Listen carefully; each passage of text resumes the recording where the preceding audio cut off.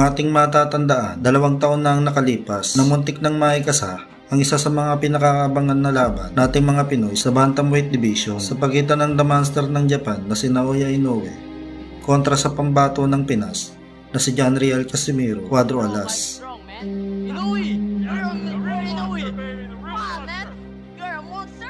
Ang labang ito ay gaganapin sana noong April 5, 2020 sa Mandalay Bay Center, Las Vegas, Nevada, USA para sa unification bout ng kanilang mga titulong IBF, WBA at WBO Bantamweight title. Ngunit sa kasamaang palad nga po ay hindi ito natuloy dahil sa hindi inaasahang paglaganap noon ng COVID-19 pandemic. At para nga po hindi masayang ang paghahanda ni Cuadro Alas na noong panahong iyon ay kasalukuyang nasa US para sa nalalapit sanang laban niya kay Naoya Inoue, ay tinampat na lang ito sa isa sa mga top upcoming prospect ng West Africa na si Duke Maika alias the Babyface Terminator. Bagamat sa labang ito ay underdog ang tagagana, ay walang boxer ang dapat magkumpiyansa kapag nakaharap ang fighter na ito. Dahil sa undefeated record pa lang nito na 24 na panalo ay 5 lamang sa mga ito ang maswerteng nakatawid ng 12 rounds. At 19 dito ay tinapos niya sa pamamagitan ng knockout. Kaya naman masasabi nating may lakas at hindi din basta-bastang fighter ito. Idagdag mo pa ang paglahok nito sa 2012 Olympic Men's Flyweight Division kung saan siya ang nagrepresenta ng kanilang bansa. Pumasok bilang profesional noong 2012 sa edad na 22 anyos. Sa umpisa ng karera nitong si Duke Maika ay napaka-impresibong record agad ang kanyang naitala. 13 sunod-sunod na panalo kung saan lahat po ito ay tinapos niya sa pamamagitan ng knockout.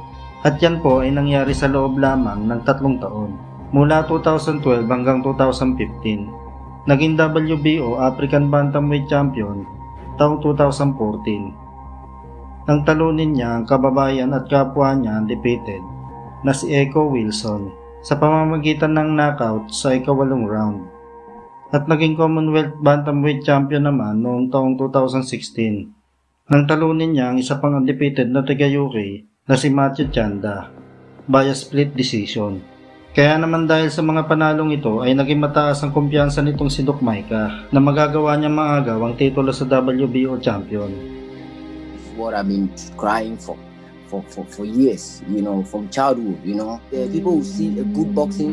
Subalit kahit ganon, ayon mismo sa ating pambato na si Cuadro Alas, kahit daw undefeated at isang knockout artist itong si Duke Maika, ay hindi daw siya nasisindak dito. Bagkus ay galit daw ang nadarama niya. Matapos niyang hindi matuloy ang pinapangarap niyang laban nila ni Naoya Inoue. Kaya naman ang banta ni Cuadro Alas kay Duke Maika ay humanda ka at ikaw ang makakasalo ng naipon kong galit na para sana sa halimaw.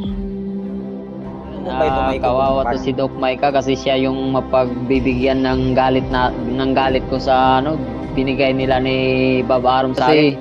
Ilang buwan ako dito sa Las Vegas, mag 8 months, 9 months na ba muntik na magiging 1 taon.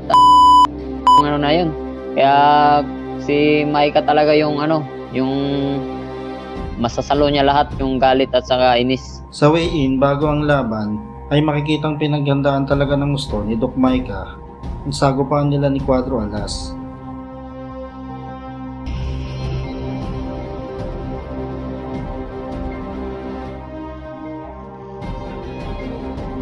$117.25 pounds for the challenger Duke Maika. Samantalang si Cuadro Alas naman ay parang si Tarugo.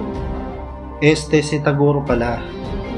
At pansamantalang nagpipigil sa kanyang 100%. $117.75 for the champion. 117 At boxing eto na nga tomorrow po, night. sa mismong laban, unang round pa lang ay maganda naman ang naging panimula nitong si Duke Maika, kung saan nakakapagpatama pa nga ito ng ilang malilinis na suntok sa mukha at sa katawan ni Cuadro Alas. Subalit ang problema nga lang ay tila walang talab ang atake nito.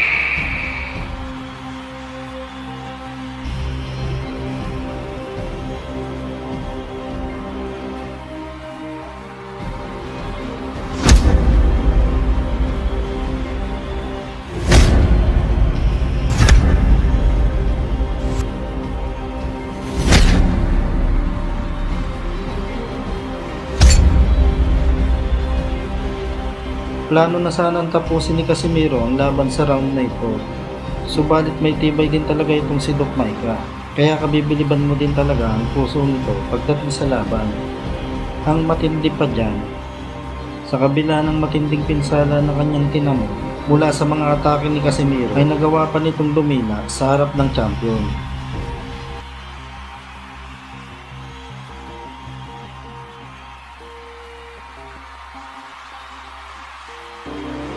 Pagsapit ng round 3 ay dito na tuluyang binaklas ni John Riel si Doc Maika.